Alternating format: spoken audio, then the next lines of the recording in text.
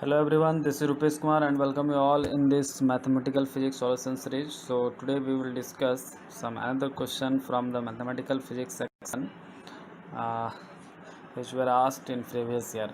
ठीक है, तो जैसा कि आपको पता है 2005 से 16 में जो भी क्वेश्चन पूछे गए हैं मैथमेटिकल फिजिक्स में उसको अपन यहाँ पे सॉल्व करेंगे. ये जो क्वेश्चन है आपके स्क्रीन पे जो आपको दिख रहा होगा ये है जैम 2008 का क्वेश्चन है. ये 18 नहीं, ये 8 है. ठीक है, 2008 का क्वेश्चन है. क्वेश्चन है the work done by force in moving a particle of mass m from any point x y to a neighbouring point x plus d x comma y plus d y is given by d डब्ल्यू is equal to 2xy dx plus x square d y. The work done for a complete cycle around a unit circle is.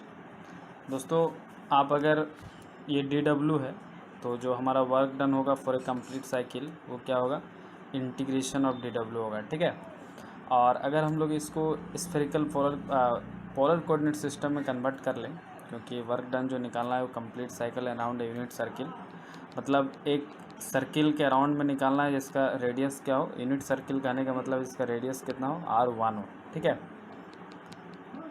तो polar coordinate में इसको क्या करेंगे हम लोग convert कर लेंगे, यानी कि x equal to r cos theta और y is equal to r sine theta, जहाँ पे r क्या हो जाएगा दोस्तों 1 हो जाएगा, क्योंकि यूनिट सर्कल के अराउंड में वर्क डन निकालना है तो r 1 हो जाएगा.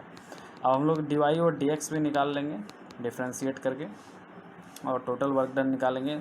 पूरा यूनिट सर्किल है और पूरा कंप्लीट साइकिल के लिए हमें वर्क डन निकालना है, तो हमारा थीटा का जो वेरिएशन होगा 0 से क्या हो जाएगा 2 पाई हो जाएगा. ठीक है, आशा करता हूँ यहाँ तक आपको समझ में आया होगा. तो आइए देखते हैं फटाफट इसका सॉल्यूशन. देख सकते हैं आप कि let us consider x equal to r cos theta and y equal to r sine theta. दोस्तों आपको मैं यहाँ पे और एक बात बता दूँ कि आप जब भी मैथमेटिकल फिजिक्स में अगर आपको किसी क्लोज सिस्टम में खास करके स्फेयर सर्किल वगैरह का अगर क्वेश्चन मिलता है, अगर 2D में है, अगर प्लेन में है, सर्किल है, तो आप तुरंत उसको पोलर कोऑर्डिनेट सिस्टम में कन्वर्ट कर लें, यानी कि x equal to r cos theta y equal to r sine theta. करने का मतलब है कि आप एक्स वाई से आर थीटा वाला अगर स्पेस पे आप सॉल्व करेंगे तो वो ज़्यादा आपके लिए ईजी होगा. ठीक है, उसी तरह जब आपको एक्स वाई जेड मिलेगा यानी कि स्फेयर का केस मिलेगा, तब आप उसको आर थीटा फाई यानी कि स्फेरिकल पोलर कोऑर्डिनेट सिस्टम में कन्वर्ट कर लें, तो सिचुएशन को हैंडल करना और इंटीग्रेट करना बहुत ही आसान हो जाएगा. ठीक है, तो आप याद रखें एक पोलर सिस्टम और दूसरा स्फेरिकल पोलर कोऑर्डिनेट सिस्टम में कन्वर्ट कर लें कार्टेशियन से. ठीक है, फिलहाल दोस्तों सर्किल है, 2 डायमेंशनल बात हो रहा है, प्लेन का बात हो रहा है, तो हम लोग एक्स वाई से आर थीटा में कन्वर्ट कर लिए हैं. Since r equal to 1 for unit circle given है.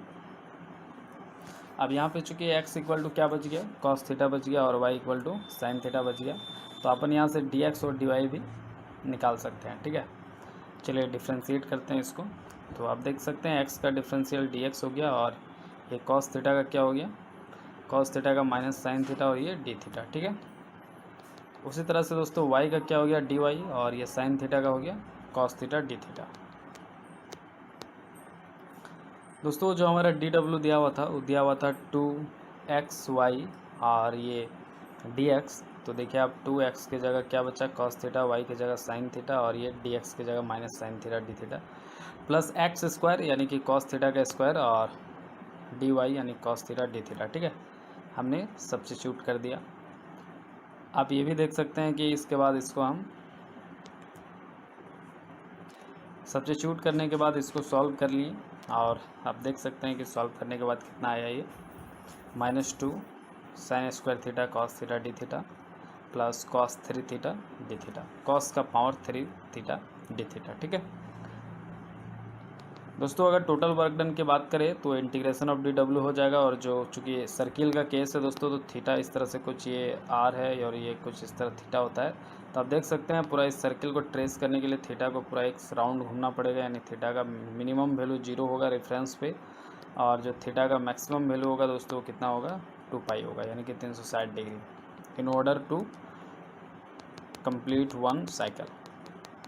तो थीटा का लिमिट हमने देखिए ले लिया है 0 से 2 पाई.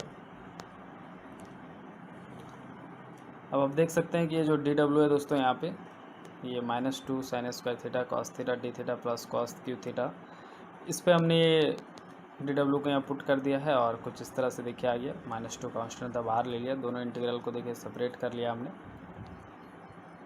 दोस्तों अगर आप इसको सॉल्व करेंगे sin square theta cos theta, तो ये जो आने वाला है ये आपका 0 आने वाला है, आप सॉल्व करके देख सकते हैं। और ये भी जो है ये भी आपका 0 आने वाला है। तो 0 + 0 यानी कि टोटल जो वर्क डन होगा वो कितना होगा, 0।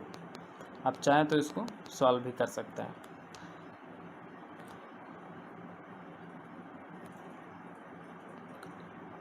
तो इस तरह से आप देख सकते हैं कि इसका आंसर कितना है दोस्तों, 0 है। आशा करता हूँ आपको समझ में आया होगा। आइए देखते हैं नेक्स्ट क्वेश्चन।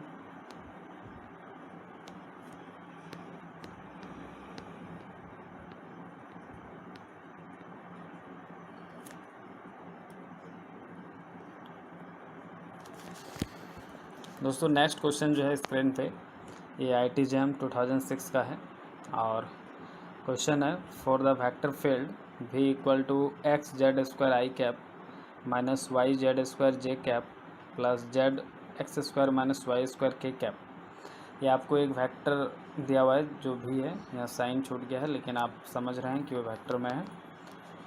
ऑप्शन ए में मतलब पार्ट ए में जो कैलकुलेट करना है, थ्योरेटिकल क्वेश्चन था दोस्तों। पार्ट ए में calculate the volume integral of the divergence of v over the region defined by x varies from -a to +a, y -b to +b and z from 0 to c। यानी कि हमें volume integral निकालना है किसका, divergence of v का। यानी इस v का सबसे पहले डाइवर्जेंस निकालना पड़ेगा और उसका वॉल्यूम इंटीग्रल। और साथ में आप देख सकते हैं x y z का लिमिट भी दे रखा है। यानी कि ये क्वांटिटी निकालना है। देखिए डाइवर्जेंस ऑफ v और उसका volume integral dv, volume integral over v is equal to what. ठीक है, तो चलिए देखते हैं। सबसे पहले डाइवर्जेंस ऑफ v निकाल लेते हैं। दोस्तों अगर आप डाइवर्जेंस ऑफ v निकालेंगे तो आपको मिलने वाला है यहाँ से फर्स्ट टर्म से डाइवर्जेंस जैसे अप्लाई करेंगे तो ∂x i cap dot x(z)² i cap, बीच में डॉट ऑपरेटर है तो i कैप 1 हो जाएगा डॉट प्रोडक्ट। और ये ∂x ऑफ x(z)² करेंगे तो z² बाहर रह जाएगा और ∂x ऑफ x कितना हो जाएगा, 1, यानी z² मिलने वाला है फर्स्ट टर्म से। ठीक है, उसी तरह सेकेंड टर्म में क्या होगा दोस्तों, यहाँ पे क्या अप्लाई होगा, ∂y और साथ में डॉट प्रोडक्ट के साथ j cap dot product y(z)² j cap. तो यहाँ से आपको क्या मिलने वाला है, सिर्फ आपको z² मिलने वाला है। तो यहाँ से z², यहाँ से -z², तो z² - z² और यहाँ से मिलने वाला है x² - y², क्योंकि ∂z ऑफ z कितना हो जाएगा, 1 हो जाएगा और k cap dot k cap 1 हो जाएगा। ठीक है, तो देखिए कुछ इस तरह से आएगा z² - z² plus x² - y², तो ये कट जाएगा, बचेगा x² - y²। तो ये आपके पास क्या मिल गया दोस्तों, आपको डाइवर्जेंस ऑफ v मिल गया। अब इसी का क्या निकालना है दोस्तों, वॉल्यूम इंटीग्रल निकालना है। तो देखिए इसका volume integral i is equal to x² - y², ये डाइवर्जेंस ऑफ v। और वॉल्यूम इंटीग्रल को कार्टेशियन में लिख सकते हैं dx dy dz। अब इसको हम लोग क्या कर लेते हैं दोस्तों, दो सेपरेट इंटीग्रल में ब्रेक कर लेते हैं पूरा, एक बार इसके साथ और एक बार ये इसके साथ। ठीक है, तो देखिए x² dx dy dz, तो x² dx dy dz और माइनस फिर से ये y² और ये dx dz। ठीक है, और सबका dx dy dz का हमने लिमिट ले लिया, x का -a से +a, y का -b से +b और z का 0 से c, जैसा क्वेश्चन में कहा था दोस्तों। आप यहाँ पे देख सकते हैं ये गिवन है लिमिट। ठीक है, इसको अगर हम लोग फर्दर सॉल्व करेंगे तो आप देख सकते हैं क्या आने वाला है दोस्तों। फर्दर सॉल्व करके ये कुछ इस तरह से आ गया, 4/3 AQBC माइनस 4/3 ABQC। तो यहाँ से आप कॉमन क्या ले सकते हैं दोस्तों, 4/3 ABC कॉमन ले सकते हैं। जब 4/3 ABC कॉमन ले लेंगे तो यहाँ से a² बचेगा और यहाँ से b², तो a² - b²। तो volume integral of the divergence of v कितना आ चुका है दोस्तों, 4/3 ABC इंटू a² - b²। आशा करता हूँ यहाँ तक आपको समझ में आया होगा। आइए देखते हैं इसका पार्ट बी। तो इसका आंसर हो गया, आपको पता चल गया। और पार्ट बी में क्या निकालना है ये देख लेते हैं दोस्तों। पार्ट बी में पूछा है calculate the flux of v out of the region through the surface at z equal to c has deduced the net flux through the rest of the boundary of the region। दोस्तों किसी भी vector का जो flux होता है, किसी vector का जो फ्लक्स होता है दोस्तों अकॉर्डिंग टू सबसे पहले अगर फ्लक्स की बात कर लें तो इसका मतलब है सरफेस इंटीग्रल। ठीक है, अगर हम लोग फ्लक्स की बात करें किसी वेक्टर का अगर फ्लक्स निकालना है मतलब उस वेक्टर का हमको क्या निकालना है दोस्तों, उस वेक्टर का हमको क्या निकालना है, सरफेस इंटीग्रल निकालना है। ठीक है, ये निकालना है। आप इसी को ऐसे भी लिख सकते हैं, इस vector v dot n cap और साथ में ds। ठीक है दोस्तों, फ्लक्स जो होता है हमारा सरफेस इंटीग्रल के बराबर होता है। जैसे आप इलेक्ट्रिक फ्लक्स की भी बात करते हैं तो वहाँ पे भी इलेक्ट्रिक फील्ड वेक्टर का फ्लक्स यानी कि ई डॉट सरफेस ds की बात करते हैं। ठीक है, ई डॉट ds। ठीक है, तो ये होता है हमारा electric flux phi of E. Clear है। उस तरह अभी हमारा जो वेक्टर है v है तो उसका फ्लक्स क्या हो जाएगा दोस्तों, v डॉट ds।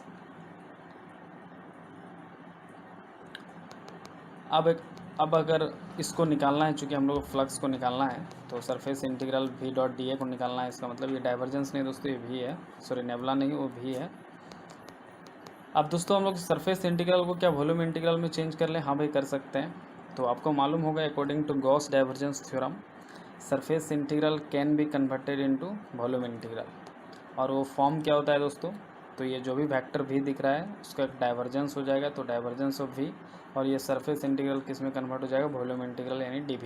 यहाँ v वेक्टर नहीं है दोस्तों, ये v एलिमेंट्री वॉल्यूम है। चलिए इसको कंफ्यूज ना हो आप इसलिए डी टाउ लिख लेते हैं, ये डी टाउ है। ठीक है, एलिमेंट्री वॉल्यूम।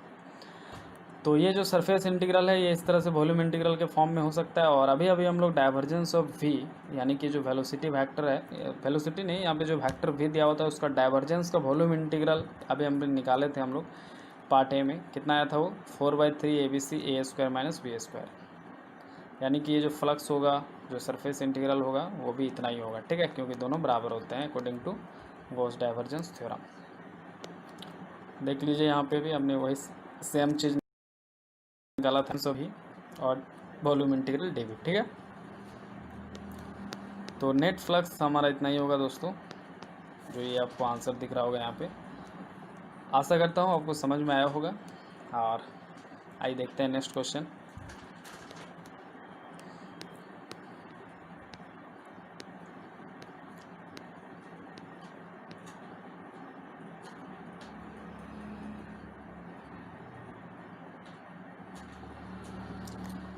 नेक्स्ट क्वेश्चन जो है दोस्तों थोड़ा कंसेप्चुअल क्वेश्चन है, अच्छा क्वेश्चन है। और ये क्वेश्चन जो है IIT JAM 2005 में पूछा गया था।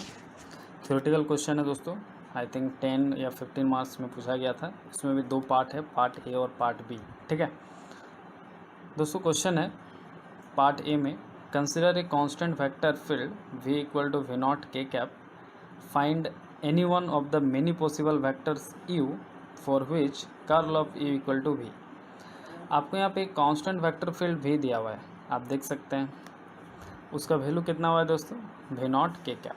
ठीक है, अब आपको निकालना क्या है, find any one of the many possible vectors u for which curl of u equal to v।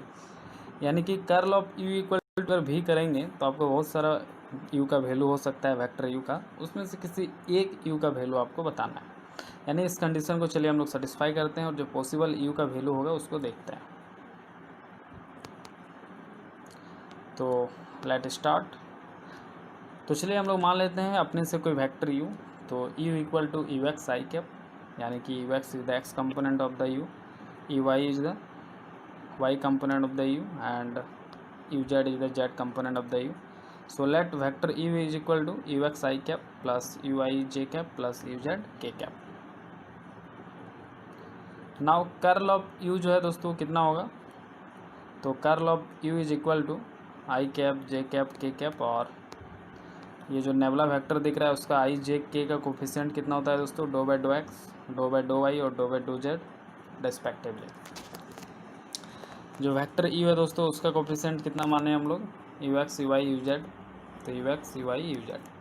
अब आपको क्रॉस प्रोडक्ट आता होगा दोस्तों, आपको मालूम होगा क्रॉस प्रोडक्ट कैसे निकालते हैं। जैसे ये देखिए do by do y of u z और minus do by do z of u y. ठीक है, और साथ में आई कैप, और फर्स्ट वाला प्लस, सेकंड वाला माइनस, थर्ड वाला प्लस रूल चलता है, ये भी याद रखें। सेकेंड टर्म के लिए क्या होगा, ये तो ऊपर वाला ब्लॉक हो जाएगा और अब ये सेकेंड कॉलम ब्लॉक होगा, तो dough by do x of u Z dough by do x of u z और साथ में dough by do z of u x, ठीक है। और बीच में देखिए माइनस है। ये माइनस क्यों है? क्योंकि डिटर्मिनेंट प्लस माइनस प्लस चलता है। देखिए यहाँ पहले प्लस साइन है, बीच में माइनस साइन है और फिर ये देखिए प्लस साइन है, ठीक है। और ये जो बीच में माइनस देख रहे हैं ये फार्मूला का माइनस है, ठीक है, ये रूल है। थर्ड कंपोनेंट कितना होगा दोस्तों? आप देख सकते हैं do by do x of u y minus do by do y of u x into k cap, जो यहाँ पे है। और curl of u must be equal to v है अकॉर्डिंग टू क्वेश्चन, और वी का वैल्यू दिया हुआ है वी नॉट के कैप, ये दिया हुआ है, ठीक है।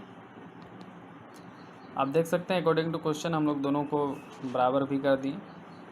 अब यहाँ से हम लोग क्या करेंगे, आई जे और के का कोफिशिएंट को इक्वेट करेंगे, ठीक है। Now equating I cap j cap and के कैप कोफिशिएंट वी गेट, तो आई कैप का यहाँ कोफिशिएंट ये है पूरा, और इधर आई कैप है ही नहीं तो जीरो, तो this is equal to zero. उसी तरह इधर जे कैप का कोफिशिएंट ये है पूरा, और इधर कुछ है ही नहीं तो must be equal to zero, और इधर के कैप का कोफिशिएंट ये है, और इधर क्या है, के कैप का कोफिशिएंट है वी नॉट, तो the last term must be equal to v not. Okay, so आप देख सकते हैं कि यहाँ से ओके, सो आप यहाँ से देख सकते हैं दोस्तों, इसको अगर आप सॉल्व करेंगे तो आपको e y is equal to v not x मिलने वाला है, ठीक है। और ये कैसे मिल रहा है उसको हम देख लेते हैं।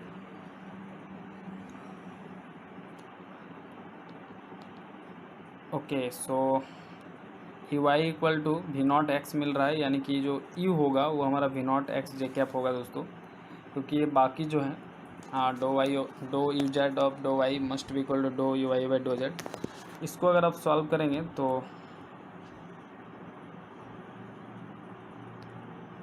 डो यू जेड और ये डी जेड इधर आ जाएगा उठ के, तो उसका कोई लॉजिक नहीं है।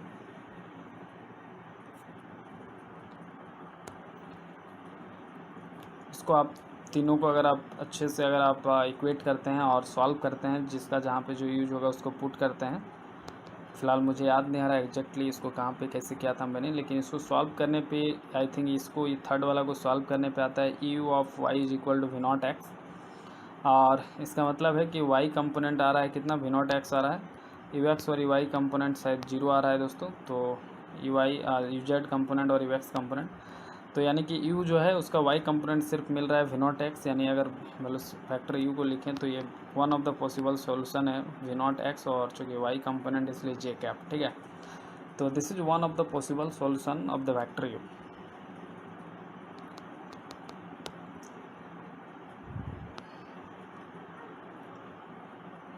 दोस्तों इसी क्वेश्चन का पार्ट बी में आप देख सकते हैं कि पार्ट बी में पूछा है using Stokes theorem evaluate the flux associated with the field V through the curved hemispherical surface defined by x square plus y square plus z square equal to r square and z is greater than 0।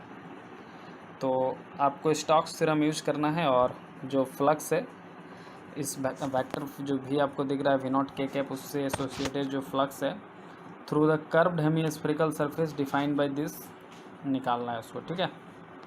तो चलिए देखते हैं कैसे होगा इसका solution.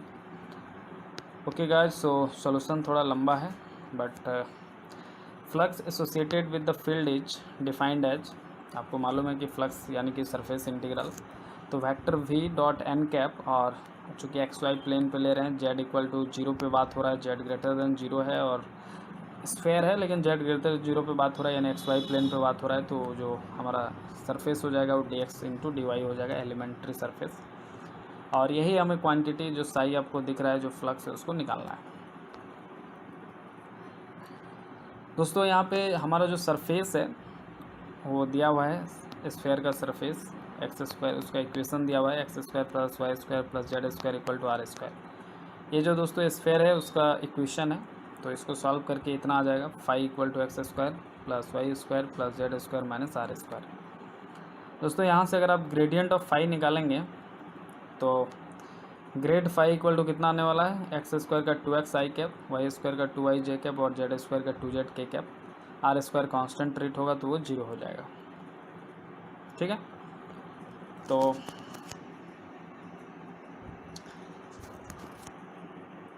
क्योंकि यहाँ पे आर आप ये मत समझिएगा पोजीशन वेक्टर वाला आर, यहाँ पे आर जो है रेडियस है, ठीक है, कोई कांस्टेंट है। Grad of phi equal to इतना आ गया दोस्तों, अगर क्योंकि ग्रेडियंट का मतलब ही होता है, नेबुला का मतलब होता है do by do x of i cap plus do by do y of j cap. तो आशा करता हूँ आपको ग्रेडियंट कर्ल और डाइवर्जेंस लेने आता होगा किसी स्केलर फंक्शन या वेक्टर फंक्शन का अकॉर्डिंगली। तो अब अगर मैग्नीट्यूड ऑफ ग्रेड फाई का बात करें तो इस वेक्टर का मैग्नीट्यूड कितना होगा देख सकते हैं आप।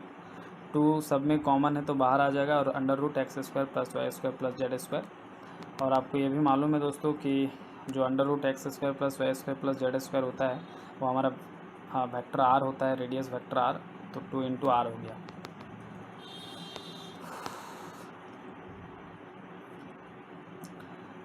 ओके, सो हम लोग दरअसल इसको आर नहीं बोल सकते हैं, आई थिंक ऑफकोर्स आर नहीं बोल सकते हैं, क्योंकि ज़रूरी नहीं कि आर हमारा इतना होगा। लेकिन हाँ, अभी जो इक्वेशन है x square plus y square plus z square equal to r square, तो वहाँ से आप देख सकते हैं कि आर जो है इतना हो जाएगा, ठीक है। तो यहाँ से आर इक्वल टू इतना हो जाएगा, अंडर रूट इतना। एन कैप निकालेंगे, इस जो वेक्टर है ग्रेड फाई उसका यूनिट वेक्टर निकालेंगे, तो vector grad phi divided by magnitude of grad phi, ठीक है। ये जो वेक्टर है एन कैप, इसको आप निकालेंगे दोस्तों, तो आप देख सकते हैं कितना आने वाला है। ये कुछ सॉल्व करके इतना आने वाला है। और also d x d y by n cap dot k cap equal to d s, हमारा जो डी एस वैक्टर होगा वो कुछ इस तरह से होगा, d x d y by n cap dot k cap is equal to d s. और इसको अगर आप निकालेंगे तो देख लीजिए आपको एन कैप दिख रहा है यहाँ पे, और के कैप को रहने दीजिए, क्योंकि एन कैप में आपको के कैप दिख रहा होगा, उसके साथ ये डॉट प्रोडक्ट हो जाएगा इस के कैप का। डी एक्स डी वाई को रहने दीजिए और बाकी पुट कर दीजिए यहाँ पे एन कैप का वैल्यू और सॉल्व कर लीजिए, कुछ इतना आने वाला है। तो अब यहाँ पे आपको सब कुछ मिल गया दोस्तों। यहाँ पे आपको डी एस, ये जो डी एक्स डी वाई था यानी कि डी एस जो था वो मिल चुका है, एन कैप मिल चुका है, वेक्टर भी तो आपको वी नॉट के कैप मालूम ही है, तो सारा वैल्यू को यहाँ पे रख दीजिए। वी नॉट के कैप डॉट, और ये एन कैप है दोस्तों, और साथ में डी एक्स डी वाई है, इंटू में, क्रॉस नहीं है, ये इंटू में है, तो जनरल इंटू में है। तो अब देखिए बहुत कुछ कट जा रहा है, और क्या बच रहा है उसको देख लेते हैं। ये कट गया, और ये जेड, और यहाँ से वी नॉट के कैप डॉट जेड के कैप बाकी है, तो वाई और एक्स वाला कंपोनेंट ख़त्म हो जाएगा, जीरो हो जाएगा, क्योंकि यहाँ पे डॉट प्रोडक्ट है दोनों वेक्टर में, इस वेक्टर और इस वेक्टर में। तो जेड के कैप, तो z d x d y, और नीचे में जेड जेड जेड कट गया, बचा डी एक्स डी वाई।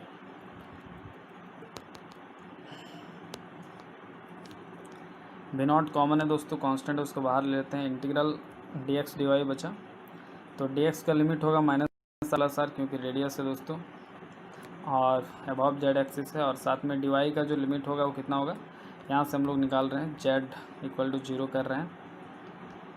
यहाँ से आप ये जो इक्वेशन देख रहे हैं इसमें अगर आप जेड 0 कर दें, और जो जेड 0 करने के बाद जो वाई स्क्वायर होगा उसका जो वैल्यू होगा दोस्तों कितना होगा, r square minus x square. तो वाई का जो वैल्यू होगा under root plus minus under root r square minus x square. और जब आप वाई और जेड दोनों को 0 कर देंगे तो एक्स का वैल्यू होगा minus r plus minus r, ठीक है। तो उसी के अकॉर्डिंग देखिए हमने लिमिट रख दिया यहाँ पे एक्स और वाई का। तो डी वाई का इंटीग्रेशन वाई हो गया, और limit root under r square minus x square, 0 से रूट अंडर आर माइनस से प्लस। देखिए हमने इसको यहाँ पे 2 कर लिया है, तो आप देख सकते हैं यहाँ पे ये चूँकि minus root under r square minus x square से plus root under r square minus x square था, तो हमने यहाँ 2 बाहर ले लिया और इसको 0 से root under r square minus x square कर लिया है। डी वाई का इंटीग्रेशन हो जाएगा वाई, और 0 से इतना लिमिट पुट करेंगे तो सिर्फ ये वाला चीज़ बचेगा, और डी एक्स अब ये इंटीग्रल ऑपरेट होगा दोस्तों। फिर से हमने 2 मल्टीप्लाई कर दिया, माइनस आर से प्लस आर को 0 से आर बना दिया, तो 2 to 4 हो गया, ये प्रॉपर्टी यूज कर लिया।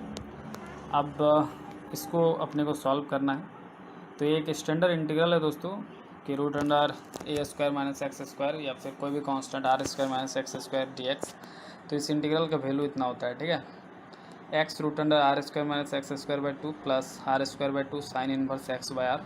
ये स्टैंडर्ड इंटीग्रल है, क्लास 12 में पढ़े होंगे, उसको यूज कर रहे हैं हम डायरेक्ट, और लिमिट है 0 से लेकर आर तक। तो एक बार एक्स के जहाँ जहाँ एक्स दिख रहा है वहाँ पे एक बार आर पुट करेंगे, और जहाँ पे एक बार आर एक्स दिख रहा है वहाँ 0 पुट करेंगे। तो चलिए देखते हैं क्या आता है।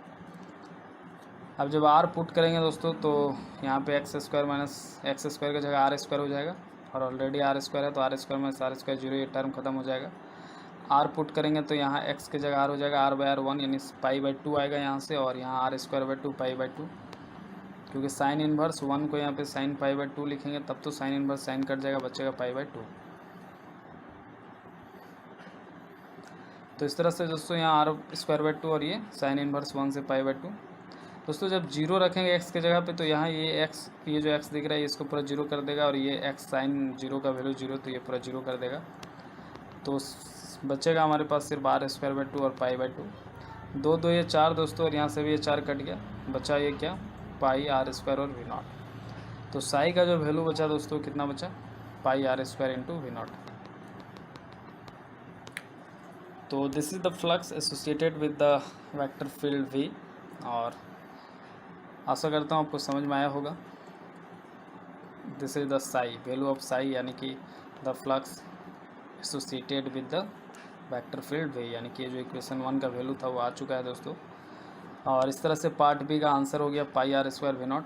आशा करता हूँ आपको थोड़ी बहुत मदद मिली होगी, हेल्प मिली होगी। आइए देखते हैं next question.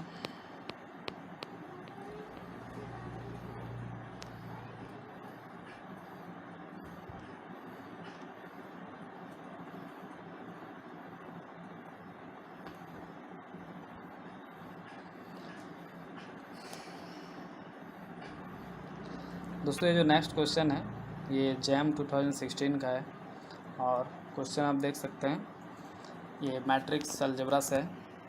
The eigen values of the matrix representing the following pair of linear equation x plus i y equal to 0 and i x plus y equal to 0 are. दोस्तों आपको आइगन वैल्यूज बताना है, और उसके लिए आपको एक matrix का आइगन वैल्यू, जिस मैट्रिक्स का मतलब आइगन वैल्यू बताना है उसका आपको ये सेट ऑफ इक्वेशन दिया हुआ है। तो सेट ऑफ इक्वेशन से आप पहले मैट्रिक्स लिखना सीख जाएं। तो सेट ऑफ इक्वेशन से अपन देखिए मैट्रिक्स कैसे लिखते हैं। Suppose the matrix is a, चूँकि ये एक्स और वाई में है, आपको दो एलिमेंट दिख रहा है यानी एक 2/2 मैट्रिक्स होगा दोस्तों। और आप देख सकते हैं कि यहाँ पे एक्स का कोफिशिएंट 1 है, यहाँ वाई का कोफिशिएंट आई है। तो फर्स्ट रो में जो एलिमेंट होगा 1 और आई। उसके बाद यहाँ आप देख सकते हैं एक्स का कोफिशिएंट आई है और वाई का कोफिशिएंट 1 है, तो आई और 1 हो जाएगा सेकेंड रो। ठीक है, ये फर्स्ट रो और सेकेंड रो। तो इस तरह से मैट्रिक्स बनता है दोस्तों इक्वेशन से, ये आपको क्लास 12 से पता होगा। अब ये जो मैट्रिक्स बना दोस्तों इसका आइगन वैल्यूज बताना है। ठीक है, तो दोस्तों हम लोग यहाँ पे इसको अगर निकालेंगे तो बहुत ही लंबा चौड़ा प्रोसेस होगा, तो हम लोग इसको ट्रिक से सॉल्व कर लेंगे। मैं आपको ट्रिक बता रहा हूँ कि जो ट्रेस ऑफ द मैट्रिक्स होता है दोस्तों, ट्रेस ऑफ ए मैट्रिक्स जो होता है, let's say for this matrix A, तो ट्रेस ऑफ मैट्रिक्स जो होता है दोस्तों वो होता है सम ऑफ आइगन वैल्यू। ठीक है, तो सम ऑफ आइगन वैल्यू λ1 प्लस λ2। ठीक है, अभी जो हमारा मैट्रिक्स है उसका ट्रेस जो होगा दोस्तों, और ट्रेस ऑफ ए मैट्रिक्स होता है ये सम ऑफ द डायगोनल एलिमेंट। तो इस मैट्रिक्स ए का डायगोनल एलिमेंट ये है 1 1, तो इसका सम कितना हो जाएगा 1 + 1 2।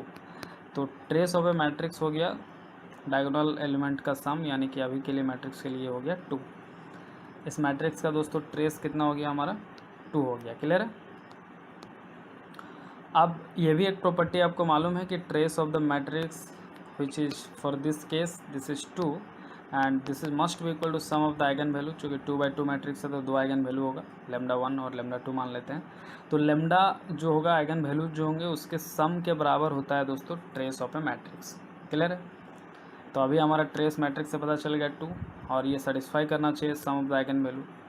अब चलिए हिट एंड ट्रायल मेथड से देखते हैं कि कौन सा ऐसा ऑप्शन है जिसमें जो आइगन वैल्यूज गिवन है उसके अनुसार जो सम करेंगे दोनों आइगन वैल्यू को तो हमारा 2 आना चाहिए, क्योंकि मैट्रिक्स का ट्रेस कितना है 2 है। यहाँ पे इसको जोड़िए तो 2 आने वाला है नहीं, 1 + i तो बन जाएगा 2 + 2i, तो ये तो 2 आया नहीं। इसमें जोड़िए तो देखिए -i माइनस, तो यहाँ से भी देखिए जोड़ने से 1 1 2 -2i बन जाएगा, तो 2 के बराबर which is not equal to 2। तो ट्रेस ऑफ द मैट्रिक्स के बराबर यहाँ पे भी, चूँकि ये एक आइगन वैल्यू λ1 रिप्रेजेंट कर रहा है, दूसरा वाला λ2 रिप्रेजेंट कर रहा है, ठीक है। थर्ड में देखिए 1 और i, तो 1 + i is not equal to 2, ये भी गया। 4 में देखिए क्या है 1 + i 1 - i, यहाँ पे देखिए वो जोड़ने से 1 + 1 2 और ये +i - i कट के 0 हो जाएगा, तो 2 + 0 यानी 2, which is equal to trace of the matrix A, यानी कि sum of the diagonal element, ठीक है। तो ये सेटिस्फाई कर रहा है इस प्रॉपर्टी को दोस्तों, और ये फंडामेंटल प्रॉपर्टी है, इसको सेटिस्फाई होना पड़ेगा। तो इस तरह से इस क्वेश्चन का आंसर सही ऑप्शन जो हो गया दोस्तों, क्या हो गया, ऑप्शन डी। आशा करता हूँ आपको समझ में आया होगा। आइए देखते हैं नेक्स्ट क्वेश्चन।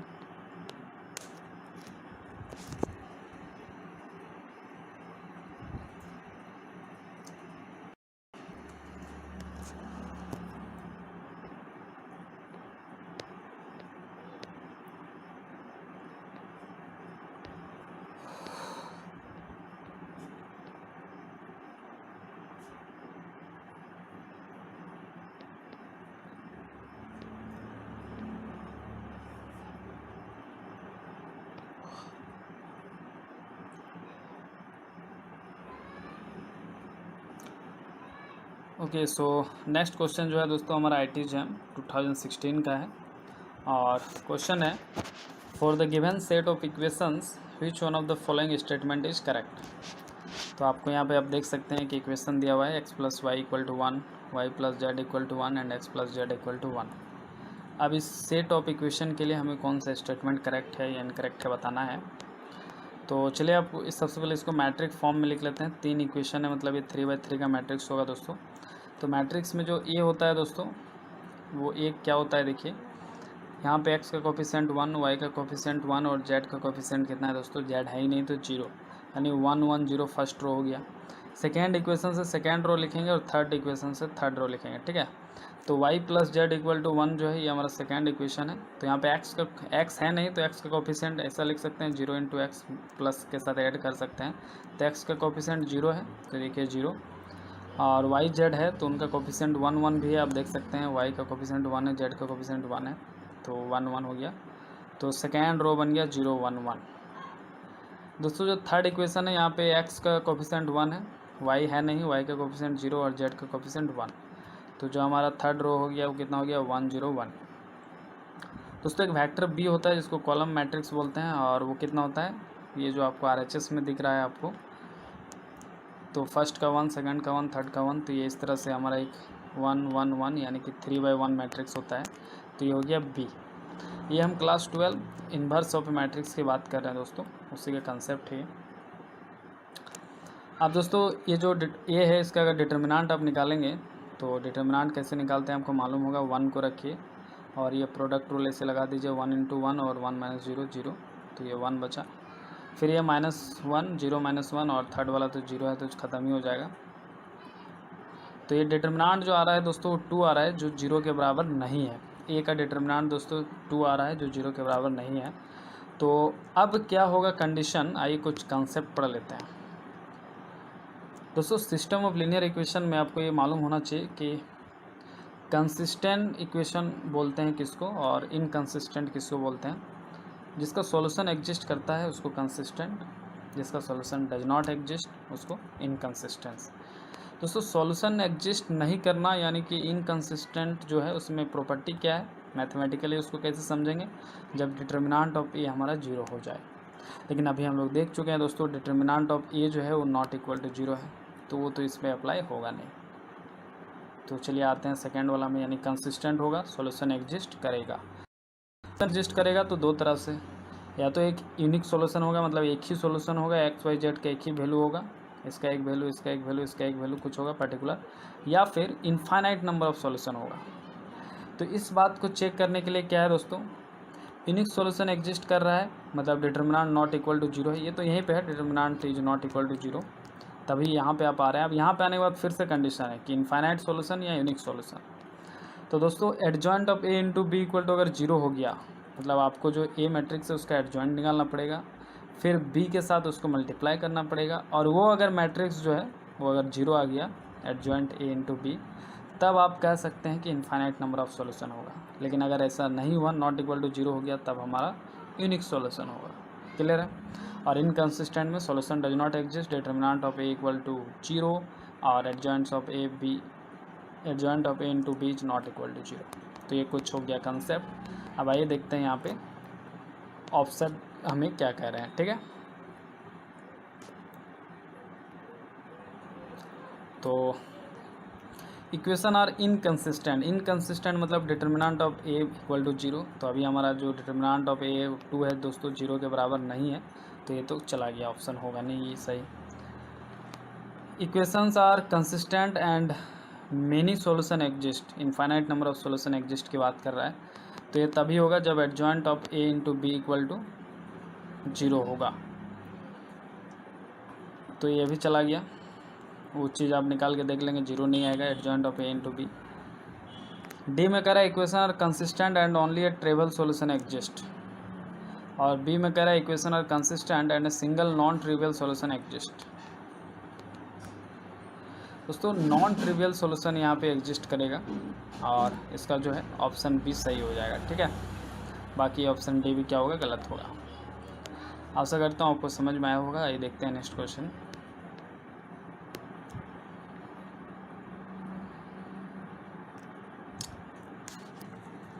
नेक्स्ट क्वेश्चन फिर से मैट्रिक्स अलजेब्रा से है दोस्तों, और क्वेश्चन में रीड करता हूँ।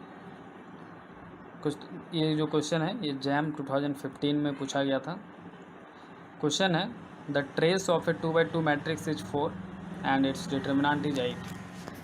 दोस्तों trace of matrix that means sum of the eigen value and determinant of the matrix is equal to product of the eigen value. मतलब आपके पास अगर 2 आइगन वैल्यू है λ1 और λ2, और ये कैसे पता चलता है किसी मैट्रिक्स से कितना आइगन वैल्यू होगा। दोस्तों मैट्रिक्स जितना बाय जितना को होगा, अगर मैट्रिक्स 2x2 का है दोस्तों तो eigen values, number of eigen values 2x2 होंगे। अगर मैट्रिक्स 3x3 का है तो नंबर ऑफ आइगन वैल्यूज 3 होंगे, यानी कि इससे λ1 λ2 λ3 एंड सो ऑन। तो अभी हमारा 2x2 मैट्रिक्स है, तो सपोज कर लीजिए इसके 2 आइगन वैल्यू हैं, एक λ1 दूसरा λ2। दोस्तों आपको हमने प्रॉपर्टी बताया था पिछले क्वेश्चन में, और मैं फिर से बता देता हूँ। किसी मैट्रिक्स का जो ट्रेस होता है दोस्तों उसके आइगन वैल्यू के सम के बराबर होता है, यानी कि जो ट्रेस ऑफ द मैट्रिक्स ए होगा वो सम ऑफ द आइगन वैल्यू होगा, यानी कि λ1 प्लस λ2। और जो डिटर्मिनेंट ऑफ द मैट्रिक्स होगा दोस्तों वो हमारा product of the eigen value यानी λ1 इंटू λ2 के बराबर होगा। ठीक है, ये 2 प्रॉपर्टी है दोस्तों, इसको आप ध्यान में रखें, बहुत ही इंपॉर्टेंट कंसेप्ट है। तो चलिए अब देखते हैं।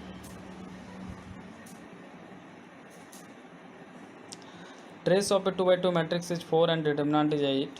If one of the eigenvalue is 2 into 1 plus I, then what is the value of the other eigenvalue? यानी आपको अभी गिवन क्या है, ट्रेस गिवन है। तो trace of the matrix sum of the eigen value λ1 plus λ2 वो 4 given है आपको। और आपको क्वेश्चन में ये भी कह रहा है कि इसका एक आइगन वैल्यू आपको नॉन है, that is 2 into 1 plus i. तो चलिए मान लेते हैं λ1 पहला आइगन वैल्यू 2 into 1 प्लस आई और λ2 आपको निकालना है इज इक्वल टू 4। तो इसको सॉल्व कर लीजिए, यहाँ से λ2 का वैल्यू निकाल लीजिए। देखिए बहुत ही आसान है, 4 माइनस ये उधर चला जाएगा तो 2 माइनस 2i, तो 4 माइनस 2 और minus 2i, 2 minus 2i, 2 common ले लेंगे तो 1 माइनस आई, यानी कि जो सेकेंड आइगन वैल्यू है दोस्तों ये कितना आ गया, 2 इंटू 1 माइनस आई। दोस्तों ये इसका आंसर हो गया। तो आप देख सकते हैं 2 into 1 minus I, option A इसका करेक्ट ऑप्शन है, आंसर है। और डिटर्मिनेंट से कैसे निकालेंगे, तो डिटर्मिनेंट 8 दिया हुआ है, और हम आपको बताएं कि डिटर्मिनेंट जो होता है दोस्तों, जो 8 होगा डिटर्मिनेंट वो होगा प्रोडक्ट ऑफ आइगन वैल्यू। तो और ये फर्स्ट आइगन वैल्यू है 2 इंटू 1 प्लस आई, तो 8 is equal to first eigen value है 2 इंटू 1 प्लस आई λ2। तो 2 से ये 4 कट जाएगा, तो λ2 इक्वल टू कितना होगा दोस्तों, 4/1 प्लस आई होगा ना दोस्तों। ये 1 प्लस आई का रेशनलाइजेशन करना पड़ेगा, यानी कि इसको ऐसे करना पड़ेगा 1 माइनस आई बाई 1 माइनस आई। तो आप देख सकते हैं कि ऊपर में 4 इंटू 1 माइनस आई, ऊपर में 4 इंटू 1 माइनस आई, और नीचे में 1 प्लस आई 1 माइनस आई। तो ये ए प्लस बी, ए माइनस बी, यानी ए स्क्वायर माइनस बी स्क्वायर। तो 1 का स्क्वायर 1 माइनस आई का स्क्वायर, तो 1 माइनस आई का स्क्वायर माइनस 1, तो ये प्लस 1 2 बन जाएगा। ठीक है, तो 4 इंटू 1 माइनस आई बाई 2, तो ये नीचे 2 आएगा, 2 से ऊपर वाला 4 कट जाएगा, 2 2 जब 4 यानी 2 बचेगा, और ये 1 माइनस आई। तो 2 इंटू 1 माइनस आई, इससे भी λ2 का वैल्यू आ रहा है। कितना आ रहा है 2 इंटू 1 माइनस आई। इसको भी सॉल्व करके जो लैम्डा 2 का वैल्यू आ रहा है कितना आ रहा है दोस्तों 2 इंटू 1 माइनस आई। ठीक है, आशा करता हूँ आपको समझ में आया होगा। आइए देखते हैं next question.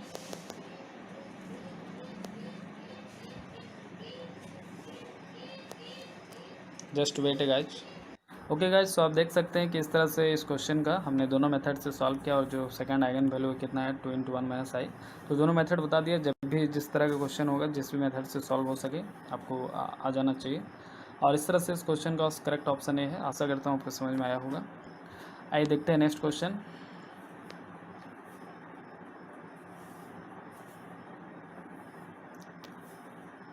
Okay, so next question है दोस्तों हमारा जैम 2013 में पूछा गया था।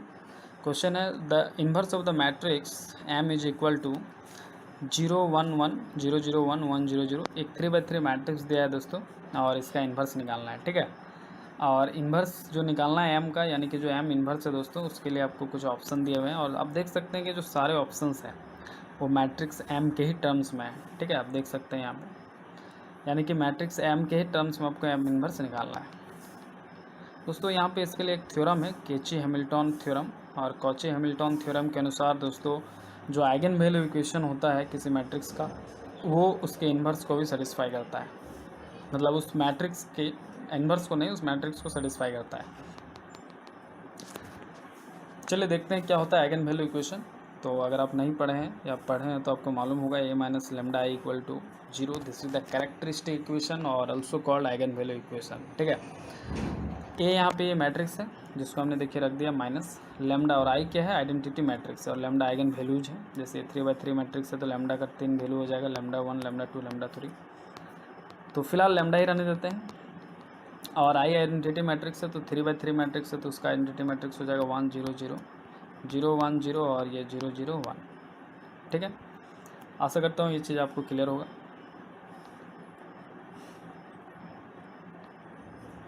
ए minus lambda I equal to 0 जो है दोस्तों, ये ए है माइनस लेमडा आई। तो आइडेंटिटी मैट्रिक्स को लेमडा एक स्केलर फैक्टर है तो मल्टीप्लाई करेंगे, तो जहाँ जहाँ 1 था वहाँ लेमडा एग्जिस्ट किया और बाकी 0 पे वो 0 हो गया मल्टीप्लाई होके। तो इस तरह से कुछ आ गया ए माइनस लेमडा इक्वल टू 0। अब इस मैट्रिक्स में इस मैट्रिक्स को सब्ट्रैक्ट करेंगे तो आपको मालूम है दोस्तों कि हम लोग कैसे मैट्रिक्स सब्ट्रैक्शन करते हैं, एलिमेंट टू एलिमेंट सब्ट्रैक्ट करते हैं। यहाँ आप देख सकते हैं 0 माइनस लेमडा और ये 1 माइनस 0 1 1 माइनस 0 1। उसी तरह सेकेंड रो में देखिए इसका 0 माइनस 0 0 0 माइनस लेमडा 1 माइनस 0 1, और थर्ड रो में 1 माइनस 0 0 1 माइनस 0 1 0 माइनस 0 0 और 0 minus lambda and this is equal to 0। दोस्तों अब इस मैट्रिक्स को इसका डिटर्मिनेंट आप निकाल लीजिए। वास्तविकता में यहाँ पे जो है ये कैरेक्टरिस्टिक इक्वेशन में देने भूल गया, ये इसका डिटर्मिनेंट है मॉड है, तो ये आप मॉड भी लेकर चल सकते हैं फाइनली ये पूरा, और ये पूरा का मॉड मतलब इसका भी मॉड है। तो मॉड मतलब इसका डिटर्मिनेंट निकाल लीजिए आप। ठीक है, तो डिटर्मिनेंट कैसे निकालेंगे दोस्तों, आपको मालूम होगा माइनस लेमडा और ये ब्लॉक कीजिए minus lambda minus minus plus lambda square और 1 इंटू 0 0। तो फर्स्ट टर्म कितना आ गया minus lambda into lambda square. उसी तरह से आप सेकेंड टर्म में ये प्लस माइनस प्लस चलता है तो यहाँ से आप -1 बाहर में रख लीजिए और ब्लॉक कीजिए इसको 0 इंटू माइनस लेमडा 0 और 1 माइनस 1 1, तो 0 माइनस 1। थर्ड वन में कितना हो जाएगा दोस्तों आप देख सकते हैं। अब ये प्लस 1 और ब्लॉक कीजिए 0 इंटू 0 और minus lambda into 1 minus lambda, तो 0 इंटू माइनस और माइनस लेमडा तो 0 प्लस लेमडा। ठीक है, जैसा आपको यहाँ दिख रहा होगा।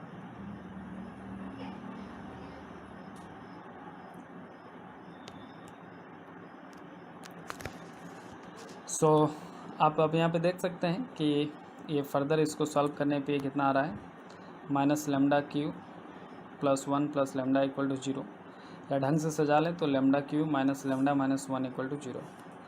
यहाँ से अगर कॉमन ले दोस्तों तो ये कितना आएगा lambda into lambda square minus 1 और ये साथ में -1 इज इक्वल टू 0।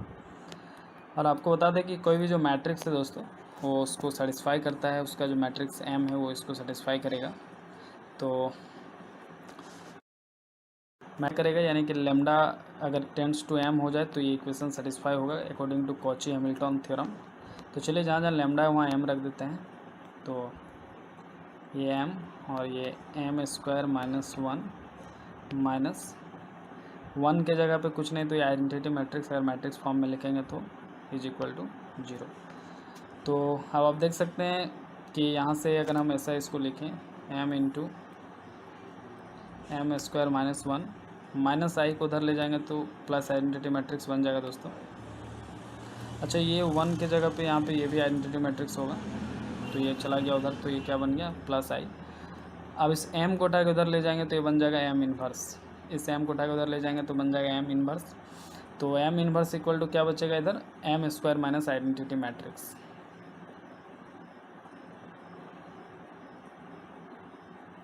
समझ पा रहे हैं, 1 को आइडेंटिटी मैट्रिक्स से रिप्लेस करना है और लैम्डा को m से, तो m इन्वर्स जो आएगा दोस्तों कितना आएगा m² माइनस आइडेंटिटी मैट्रिक्स।